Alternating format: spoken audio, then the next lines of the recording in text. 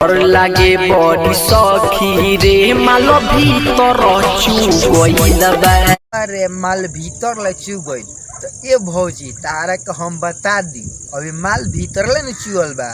देखिए कहीं 9 महीने के लड़का मत हो जाओ।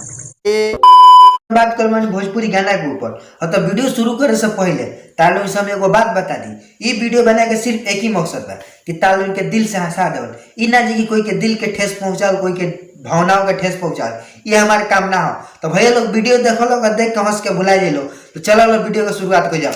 अरे दादा ये दादा म्यूजिक बाय मोहन यादव। जो बना के धइले ऐसे कि दुनु झु गइल बा। भौजी अपना यारवा से रातों दिन मिसवाइबू तो उ झूली ना तका रोड पर डगड़त फिरी। सैया के हमारा मारा लगा सखी रे उतर रद्द करता। ये भौजी तारा सोइया के मारल का दर्द करता तेकर मतलब यारवा वाला बर्दाश्त को गइलू का।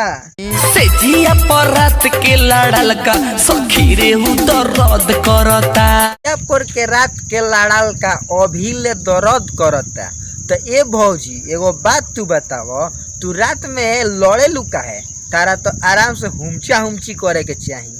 बाजा में धके राजा हूँ मजा खूब मरले हो। भौजी तारा के पाजा में धके मजा मरले बा तब तो तारा के 1 मिनट खातिर रेस्ट ना देले होई भई। हेलो तो हमारे चैनल में जूते चाहे चप्पल फेंक के सब्सक्राइब कर दियो, लेकिन सब्सक्राइब होके के चाहिए। ओकर बाद बेल पर क्लिक करके घंटिया पर क्लिक करके ऑल पे प्रेस कर दियो ताकि नेक्स्ट वीडियो हम कोई भी डाली तो नोटिफिकेशन तालुन के मिली।